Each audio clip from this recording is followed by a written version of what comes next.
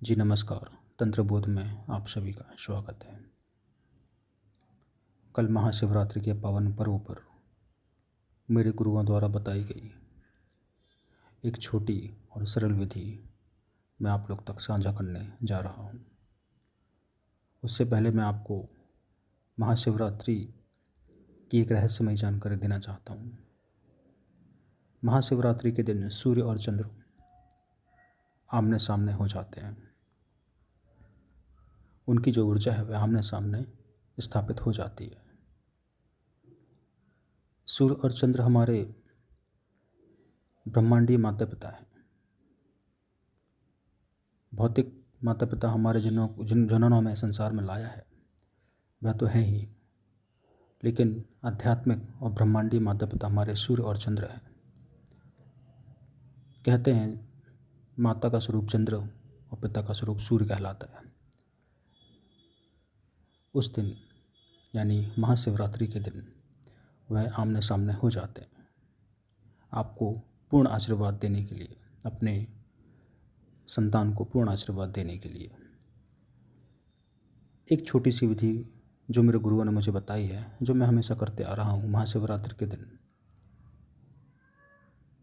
कुछ सामग्री उसमें लगती है, वो जो मैं आप तक बता रहा हूँ। आपको एक छोटी थाली या बड़ी थाली, उसके बीच में आपको आक का पत्ता या फिर पान का पत्ता रखना है। उस पत्ते के ऊपर थोड़े से चावल की ढेरी लगानी है। उस ढेरी के ऊपर आपको शिवलिंग स्थापित कर देना है। एक पात्र में जल रखना है, वो जो सादा जल रहेगा। उस सादे जल में चम्मच डाल दीजिएगा, एक चम्मच। उसी चम्मच से आपको शिवलिंग के ऊपर जल डालना है। शिवलिंग के सहस्त्र नाम से भी आप डाल सकते हैं या शिवलिंग के 108 नाम से भी डाल सकते हैं, या ओम नमः शिवाय बोलकर भी आप जल डाल सकते हैं। आपको कम से कम 108 बार शिवलिंग के ऊपर चम्मच से जल डालना है, कम से कम, और ज़्यादा से ज़्यादा 1008 बार आप डाल सकते हैं जल। जल डालने के बाद आपको शिवलिंग के ऊपर पुष्प डालना है। पुष्प जो पुष्प आप शिवलिंग पर चढ़ा सकते हैं वह चढ़ाइए। श्वेत पुष्प, पीला, जिस प्रकार के पुष्प भोलेनाथ को आप चढ़ा सकते हैं आप चढ़ाइए। साथ में आपको दूबा भी रखना है।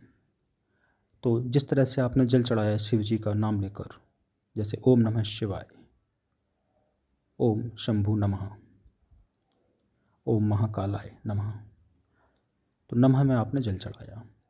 इसी तरह आपको पुष्प की पंखुड़ियाँ अलग अलग तोड़ के एक थाली पर सजा कर रख लेनी है, और हर एक शिव के नाम के बाद उस पंखुड़ियों को शिवलिंग के ऊपर चढ़ाना है। 108 नाम से भी चढ़ा सकते हैं और 1008 नाम से भी चढ़ा सकते हैं। अंत में वह पूजा भोलेनाथ को समर्पित कर दीजिए कि हे प्रभु, हे मेरे इष्ट, आज जो यह मैंने विधि विधान किया है यह मैं आपको समर्पित करता हूँ। इस हेतु आप मेरी यह मनोकामना पूर्ण कर दीजिए, ऐसी मैं आपसे आशा करता हूँ।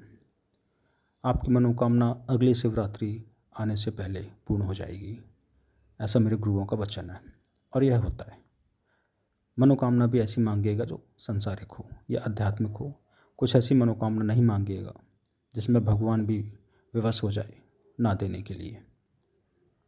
उचित मनोकामना मांगिएगा, जरूर पूरी होती है।